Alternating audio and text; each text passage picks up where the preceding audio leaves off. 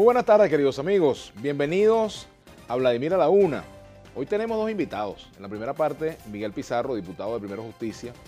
Y en la segunda estaremos conversando con Eustoquio Contreras, diputado de Vanguardia Bicentenaria Republicana, que es integrante de esta organización, pues, del Gran Polo Patriótico. Y, por supuesto, Pizarro, integrante de la Mesa de la Unidad Democrática junto a su partido Primero Justicia. Bueno, Miguel, gracias por venir. Nuestra etiqueta, dos voces a la una.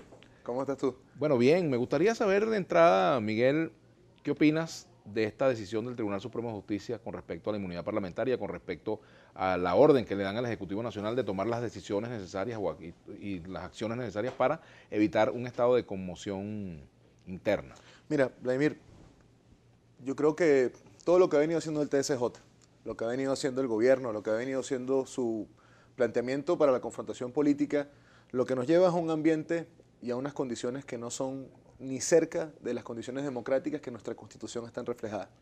La sentencia de ayer, que deja abiertos campos tan susceptibles y tan abiertos, tan subjetivos como la estabilidad, la gobernabilidad, dando órdenes de legislación penal, de legislación militar. No nos caigamos nosotros aquí a mentiras, a decir que es que limitaron la inmunidad parlamentaria, la redefinieron, como yo leí por ahí en la nota de prensa del TSJ. A partir de ayer en este país eliminaron la inmunidad parlamentaria. La eliminaron a partir del momento en el que los magistrados pueden interpretar cuál es el ejercicio de la función de un diputado, en qué momento estás ejerciendo o no ejerciendo tu rol como diputado, pero además con un tema mucho más de fondo, que es la calificación sobre las instituciones. Lo de ayer no es una sentencia más, y nosotros no podemos normalizar la situación en una sentencia más. Lo de ayer fue un paso a hacerse un traje a la medida. Cuando un gobierno que pierde pueblo, a un gobierno que pierde capacidad de estabilidad social, política y económica, a un gobierno que no ofrece soluciones, se le da poderes especiales en lo militar, en lo penal, excusados en el estado de excepción, se le permite actuar para garantizar su propia gobernabilidad, que no es otra cosa que mantenerse en el poder a costa de lo que sea, lo que se le abre las puertas es lo peor de los escenarios dictatoriales que nuestro continente había superado en el siglo XX. Ahora, Miguel, frente a esto, ¿cuáles son las opciones que tiene la oposición? ¿Qué puede hacer la oposición desde el Parlamento? ¿Qué puede hacer la oposición desde otras instancias internacionales? Ya promovieron esta situación en la OEA y, bueno, hemos visto que hasta ahora, pues, lo que se ha dado es un debate de carácter político y no hemos visto la segunda parte, que es lo que va a ocurrir luego, ¿no? Claro, a ver, yo creo que el primer paso es nosotros caracterizar dónde estamos peleando hoy, Vladimir. Todo lo que está ocurriendo en nuestro país tiene que ser parte de un ejercicio de resistencia. La validación de los partidos, el proceso de derrotar los obstáculos del CNE y del gobierno en su intento de ilegalizar a las organizaciones políticas. Lo que vimos hoy en el país, una revolución que se dice estar en el gobierno, mientras que mamás del JM de Los Ríos trancan un hospital porque no le pueden hacer hemodiálisis de los chamos, jubilados otra vez trancando el centro de Caracas por derecho a mejores pensiones y acceso a la seguridad social de una forma distinta, trancas como la de ayer de las universidades. Yo creo que hoy el escenario político idóneo, lo que a la oposición le corresponde hacer como alternativa de poder es articular la protesta social y desde lo social darle un contenido distinto a la protesta y a la acción política. La empatía no puede ser solamente un tema de mensaje, no puede ser nada más hablar de los problemas de la gente, sino desde los problemas construir organización y soluciones, porque lo que tenemos enfrente no quiere medirse, no quiere abrir espacios para las discusiones. Lo hablábamos hace un segundo fuera del aire, pero al final quien gobierna pone el ritmo de la confrontación política. Y el ritmo de la confrontación que intentan poner desde el poder es un ritmo que deja por fuera cualquier espacio de solución, de entendimiento y de medición que este país necesita para tener soluciones pacíficas a la crisis que estamos viviendo. ¿Qué nos toca hacer a nosotros, Vlad? Disculpa que te interrumpa. Creo que el primer paso es predicar con el ejemplo. Los políticos no pueden ser nada más políticos de declaración los martes en el Parlamento, que hay que mantenerlo. Así ese Parlamento lo intenten silenciar, lo intenten callar, lo rodeen de gente, lo llenen de colectivos. Hay que seguir yendo porque hay que resistir y demostrar que nosotros no estamos en los cargos por circunstancia política o por conveniencia, sino estamos ahí porque es nuestra obligación con quienes nos eligieron. Y a partir de ahí, hacer más, movernos más, organizar más, agitar más. El gobierno tiene que sentir el costo del drama social y del hambre que está sometiendo al pueblo. Pizarro, el TSJ actúa es ante los desmanes antidemocráticos de la oposición, que tiene 18 años, trancando el desarrollo nacional, dice Foro de Aduanas. Mira, bueno, pues empezar con el usuario, ya sabes más o menos de dónde viene. Ese es uno de estos pobres seres que los tienen en robotcitos mandando cuentas y tweets. El TSJ actúa al margen de la Constitución y los magistrados lo saben. Aunque no lo digan en público, aunque no lo escriban en sus sentencias, los magistrados lo saben. Los magistrados llegan a la noche a su casa y no pueden ver a los ojos a sus hijos sabiendo lo que están haciendo. Ellos saben que sentencias como las de ayer dejan una puerta abierta para que en este país pase lo que sea en nombre de la estabilidad, en nombre del poder. Y lo que hace el TSJ, no solo contra la oposición, porque eso es simplificar la confrontación, lo que hace el TSJ contra el país es condenarnos a la distribución de la miseria, es condenarnos a la escasez de medicamentos, es intentar condenarnos a que este presente trágico que estamos viviendo sea el único futuro en el que podamos pensar. Y ante eso nosotros no podemos quedarnos en el diagnóstico. Lo más insurreccional que hoy podemos hacer es pensar en el mañana, en cómo es ese país que nosotros queremos, en cómo es el país donde tus chamos puedan estar aquí de nuevo con nosotros y puedan sacar un teléfono sin que nadie le dé un infarto. Cómo es ese país donde yo no tenga que despedir a mi generación en Maiquetía o en el cementerio, porque las opciones se le van cerrando en el tiempo. Cómo es el país de la política que nos merecemos. Esta política que hoy tenemos es la que el país merece, es la que mi generación merece. Yo estoy seguro que no. Merecemos más altura y más nivel. Pero para eso hay un requisito clave y fundamental. Hay que cambiar a quienes están gobernando hoy en Venezuela. Trancado el diálogo en Venezuela, Miguel, con esta situación que se ha venido dando, porque por ahí se develó una supuesta reunión, un video de una reunión. Cada día los voceros del gobierno y los De voceros... una reunión que se supuestamente iba a dar fruto, ¿no? Sí, pero al final, Vladimir, aquí hay un problema de voluntad política. No es que reveles, no es que digas, no es como tú haces una noticia de crímenes o generas un chisme alrededor de la acción política. Es que nuestro país requiere altura para este tipo de cosas. Y para poder tener diálogo, para poder tener soluciones habladas, para poder tener un espacio de encuentro, tiene que haber confianza y tiene que haber voluntad política.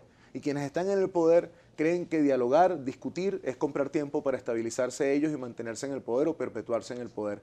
Y mientras que se entienda cualquier espacio de discusión como un escenario de transacciones, como un escenario de debilidad de una parte o de estabilidad para la otra, no hay forma de que ese nivel o esa forma de hacer política tenga asidero en nuestro país. Aquí hay una sola cosa que hace falta: elecciones. Que hable la gente, que hable el elector, que hable el ciudadano. ¿Qué hay más democrático, más participativo y más protagónico que consultarle al ciudadano qué quiere con este país? ¿Quién quiere que tome decisiones? ¿Qué modelo es el que defiende? ¿Qué modelo es el que cree? ¿Qué modelo es el que quiere? Pero sobre todo, ¿quién debe llevar la batuta en la conducción y reconstrucción de este país? ¿Va a cambiar la actividad parlamentaria en Venezuela? ¿Va a cambiar el tono de las intervenciones de los parlamentarios a propósito de estas decisiones del TCJ? Mira, ayer, y yo creo que la Asamblea ha mantenido un tono bastante coherente en el tiempo. El TCJ ha intentado callarnos, y el primer ejercicio nuestro es no dejar que nos callen, es hablar, es participar. Creo que esta Asamblea durante este año ha salido del Palacio, ha sesionado en hospitales, ha sesionado en el interior. Yo tuve la oportunidad de que sesionara en Petare, en Mezuca, en el corazón de mi circuito, de la barriada más grande que tiene nuestro país. Pero creo que el tono no es nada más el tono del discurso. Creo que hay que dar un paso más adelante. Quienes confrontan con nosotros desde el poder quieren ganar la pelea por forfeit. Quieren ganar esta pelea sin que el otro boxeador esté en el ring. Yo me refería, Miguel, a que si iban a ser más comedidos en sus expresiones. No, yo creo que al contrario, Vladimir, yo creo que hay que retar al poder. Yo creo que los que quieren callarnos y los que quieren ponernos unas rayas de cal para jugar un partido que solo a ellos les funciona, tienen que ver en nuestros gestos, en nuestra acción, el ejemplo que le pedimos a la ciudadanía. Nosotros le pedimos a quienes nos sigan que no se rindan. Nos corresponde a nosotros con nuestro testimonio demostrar que no estamos ni cerca de rendirnos. Pero además el tono sin epítetos, sin calificativos, porque yo siempre he creído que calificar al otro te descalifica en la acción política, pero sí hay que decir verdades con la contundencia que amerite. A partir de la sentencia de ayer, nuestro país está en otro cuadrante y el Parlamento está en otro cuadrante. Ahora, lo importante de esto es ser pedagógico, no ser calimero. Aquí no se trata de salir a llorar y decir, bueno, esta sentencia nos limita y, oh Dios mío, pobrecitos nosotros que hacemos política, porque eso no es lo que nos toca. Nosotros sabemos el momento político que tenemos y a partir de entender el momento político hay que actuar en consecuencia. Y aquí una de las dos fuerzas, al final de esta historia, va a tener el poder. Nosotros esperamos que la fuerza mayoritaria, la que entiende que el hambre, que la miseria, que la muerte por medicamentos no es justa, ni nadie debe calársela en nombre de un proceso histórico, sea la que pueda al final contar esta historia como los vencedores. La canciller hoy decía que no va a la aplicación de la Carta Democrática en el caso de Venezuela. ¿Cómo evalúan ustedes lo ocurrido ayer? El gobierno hoy, yo veía, por ejemplo, el titular del diario Vea, decía victoria, prácticamente decía, pues victoria, sí, hubo tres periódicos palabras menos, victoria bolivariana hubo tres periódicos que dijeron que fue una victoria diplomática. Diario Vea, El Granma de Cuba y Ciudad Caracas, que es un pasquín que reparten de forma gratuita como órgano de divulgación política. Lo que ocurrió ayer es un síntoma de lo que pasa también dentro del país. ¿Por qué el mundo entero discute sobre Venezuela? ¿Por qué el mundo entero habla del hambre que ocurre en nuestro país, de los déficits democráticos que existen en nuestro país, de la violación de la Constitución al eliminar las elecciones? Todo eso ocurre porque es una verdad. Y quienes profesaban antes el carácter internacional de las revoluciones, hoy no pueden ser alérgicos a que el mundo entero hable sobre lo que aquí ocurre. ¿Cuántos comités de solidaridad no se formaron aquí en los 70 y en los 80 por Nicaragua, por Chile, por El Salvador? Argentina, sí. ¿Cuántos movimientos internacionales no fueron el primer paso para poder tumbar regímenes autocráticos? Yo creo que lo de ayer es un paso en la dirección correcta, entendiendo que son dos niveles. Hay un nivel que nos corresponde a los venezolanos y que solo los venezolanos podemos hacer, y otro que es la presión internacional para esas condiciones. Un tuit para que lo respondas después de la pausa, Miguel. José Andrés, ¿qué logros han surgido luego del diálogo que no se hayan quedado en papel? Ya venimos con Miguel Pizarro, nuestra etiqueta, dos voces a la una.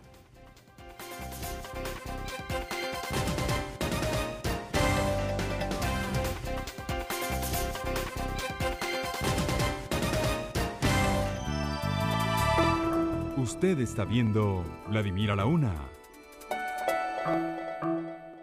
Vladimir a la Una.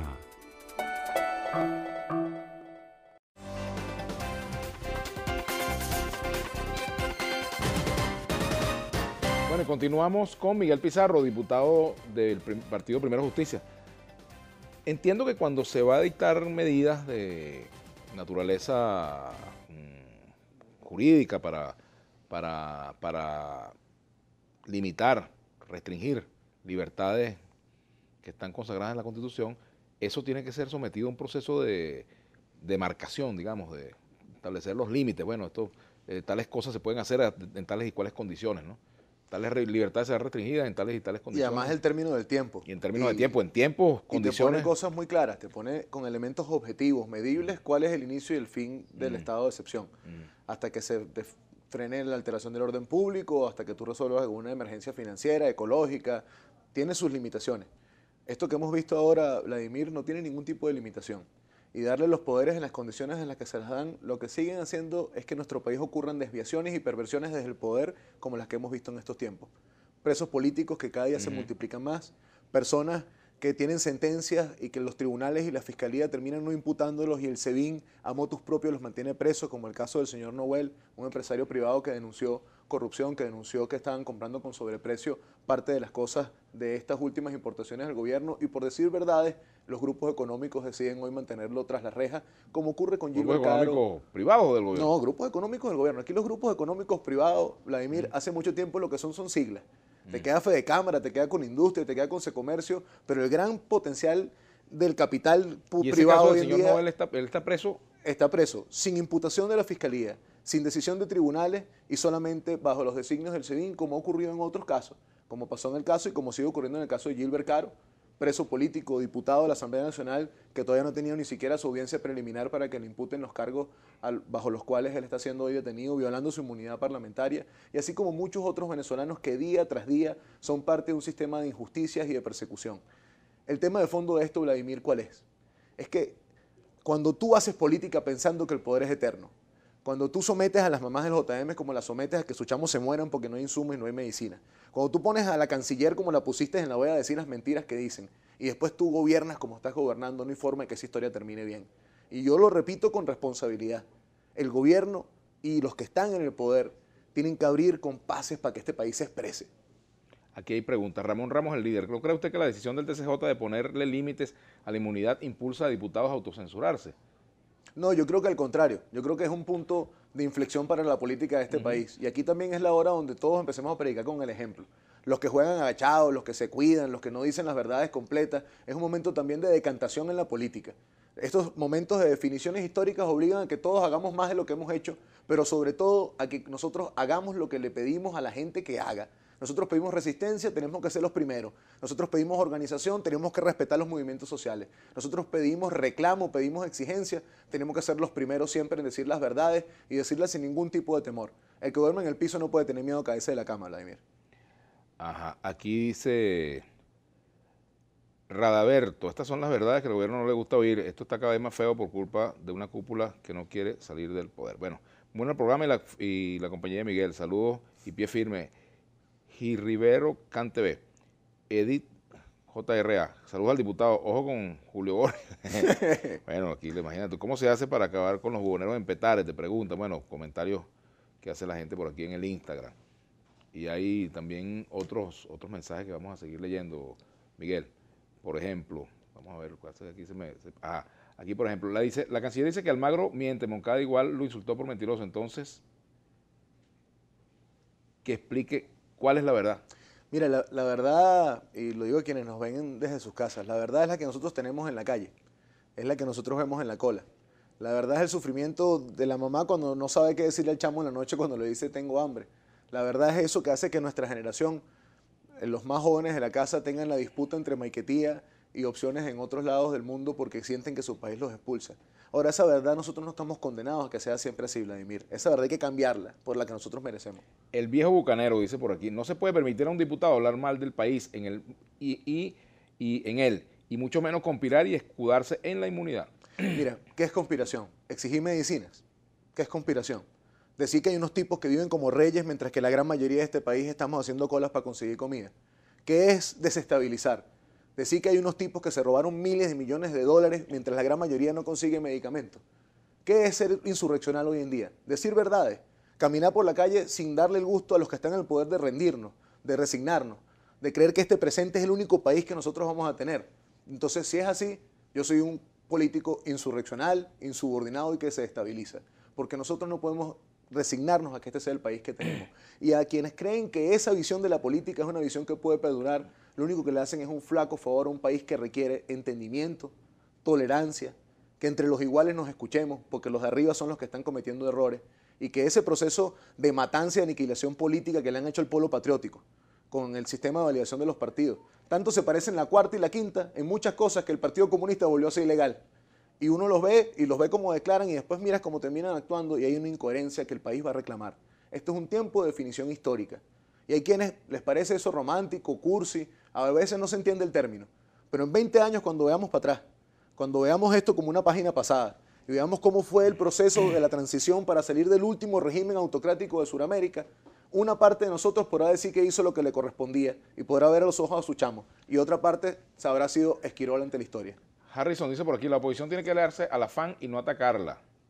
Mira, yo soy un mal vocero para eso, yo soy objetor de conciencia. Yo creo que el militar tiene que quedarse en el cuartel y tiene que cumplir su rol y su función en la sociedad desde el cuartel. Militares en la política ya vemos cómo terminan. Nunca han terminado bien, ni aquí ni en ningún lugar del mundo, porque su conducta y su lógica es una de subordinación y de órdenes, no de consenso. Vamos a ver qué dice este tuit para Miguel Pizarro. Varios voceros del PSUV han dicho que no canten victoria en validación hasta que se haga oficial. ¿Qué opina? Mire, Ramón Ramos, el líder. Oye, les Badeco le ganaron a PJ, ¿vale? ¿No te sientes picado? Es que al final esa pelea fratricida entre hermanos de estar midiéndonos, yo creo que es absurda. Nosotros tenemos que ver esto con una visión mucho más amplia y la política demanda de los políticos una visión más amplia que nuestras propias siglas, nuestros propios colores. Ya habrá tiempo, con primarias, con decisiones, con elecciones, de que el país decante sus liderazgos y decida quién es su vocero, quién es su referente y quién es el partido más grande. Pero hoy lo que a todos nos debe unir es salir de lo que tenemos enfrente. Después habrá tiempo para lo demás. Sobre el tuit este que salía, cuando el PSUV sustituye la vocería del CNE, es la mejor radiografía del país que tú tienes. Cuando el partido de gobierno habla más que el CNE sobre los procesos electorales y los reglamentarios, tú entiendes quién controla qué. Nosotros estamos listos, como lo hemos hecho y lo demostramos, para derrotar a Maduro y al CNE por igual y en conjunto. Pongan fecha de elecciones, que es lo que el país necesita. Terminando, foro de aduana. Pizarro, no digas presos políticos sin pensar en los 43 asesinados por tus guarimbas, que apoyaste y apoyas al defender a esos señores, esos asesinos, dice aquí. Mire, con mucho respeto al señor que escribe, yo no le dejo a nadie ni que me diga ladrón ni que me diga asesino. Lo único que tiene un político en la vida es su palabra. Y asesino que condena que la gente se muera por falta de medicina. El que sabe que puede resolver el problema y privilegia a unas transnacionales en importación para que se roben unos reales en lugar de traer las medicinas. Asesino el que sabe que puede arreglar hospitales y no los arregla. Nosotros no podemos estar en la política culpándonos así como así de asuntos que al final tienen visiones distintas de acuerdo a donde se vean. Pero además un tema que yo creo que es muy importante. Este país va a pasar inevitablemente por un escenario de perdón y de que la historia verdadera de lo que ha pasado en este tiempo se cuente. Pizarro, dice AP4FX Venezuela. ¿Usted está de acuerdo que un político venezolano llame a la desobediencia civil por métodos no pacíficos? No, yo siempre he sido pacifista. Yo creo que la única forma que este país puede cambiar es por mecanismos cívicos, pacíficos, electorales, democráticos y constitucionales. Aún entendiendo que lo que tenemos enfrente no creen nada de eso. Yo creo que uno no puede convertirse en lo que critica. Yo nunca he creído ni en la insurrección armada ni en la violencia como forma de expresión política. Nos aleja. ¿Quién fue que salió victorioso ayer en la reunión de la OEA? ¿La oposición o el gobierno? Pregunta Ángel Morgado. Mira, yo creo que no lo podemos evaluar entre oposición y gobierno. Yo creo que ayer hubo un gran derrotado. La política exterior gubernamental. Pero creo que lo de ayer es un punto importante para la historia de este país. Que 20 países del continente hayan aprobado la moción de que se discuta sobre Venezuela. Que solamente otros 10 se hayan opuesto. Que 2 se hayan abstenido y que 2 se hayan ausentado es un síntoma de cómo está Venezuela hoy en el mundo. Y cuando hablo de Venezuela no hablo de nosotros, el pueblo venezolano y sus ciudadanos, hablo de su gobierno. Lo que estamos viendo en el mundo es un movimiento de solidaridad con quienes hoy sufrimos la peor crisis de la historia y un movimiento de solidaridad que exige lo mismo que exigimos aquí adentro, elecciones. Yo leía tu artículo hace un par de días sobre el tema de la OEA, Vladimir, y tú haces en el inicio del artículo una introducción que yo creo que es válida. Acá no se está hablando de intervención militar, acá no se está hablando de sustitución del rol político de uno por otro, aquí no se está hablando que venga Trump a resolver el problema de los venezolanos, así como no queremos que esté Putin, ni Raúl Castro, ni Xi Jinping, ni ninguno de ellos aquí. Los venezolanos vamos a resolver nuestro problema. Ahora, lo que no podemos volvernos alérgicos a que el mundo entero hable de una realidad que no se puede ocultar. Porque que la gente esté comiendo de la basura y se muera de hambre es una realidad que no se puede ocultar. Que los chamos se están muriendo porque no hay medicina es una realidad que no se puede ocultar. Y pueden intentar discursos maniqueos, pueden intentar lobbies internacionales millonarios como lo hacen para que esa verdad no salga. Pero es que aquí no hay embajada. Aquí no hay embajadores, no hay cónsules, no hay agregados políticos que pasan, que saben que no hay papel toalé, que no consiguen champú, que sus escoltas de los países no los dejan salir de la embajada y de sus casas para ir para ningún lado por el país donde viven. Y es que eso no lo reportan. Esa realidad es la que se va a imponer. Y esa realidad es una realidad que tenemos que cambiar. Sin síndrome de víctima. Es el país que nos tocó. Es el momento histórico que nos tocó. Nosotros escogemos qué rol jugamos. Nos toca escoger el rol de protagonista, de motores del cambio. De que quienes crecimos en este gobierno, como yo, que tenía 11 años cuando llegaron al poder, entendamos que esta forma de hacer política no es la que nos merecemos. Y que este presente y esta realidad no es a la que estamos condenados. Este país va a ser mejor. Vamos a despedirte ya, Miguel. Gracias por venir al programa. ¿Qué pregunta o qué comentario le harías a Eustoquio Contreras, que viene ya en camino para acá? No, yo no le voy a hacer esa maldad a Eustoquio. Yo creo que todos los que hoy están dentro del pueblo patriótico tienen suficiente procesión por dentro para que uno además los deje en la calle con entrevistas públicas. No, era una pregunta, pero nada. No, ¿qué opina del sistema de validación de los partidos? ¿Qué opina de lo que le han hecho sus aliados políticos con el sistema de validación de los partidos y cómo los disminuyen y los llaman partidos de carpeta y de maletín? Gracias, Miguel Pizarro, Gracias a ti, por habernos acompañado. Nosotros vamos a hacer la pausa y ya venimos con Eustoquio Contreras. Recuerden, nuestra etiqueta, 2 voces a la una. Aquí en Globovisión nos vemos todos.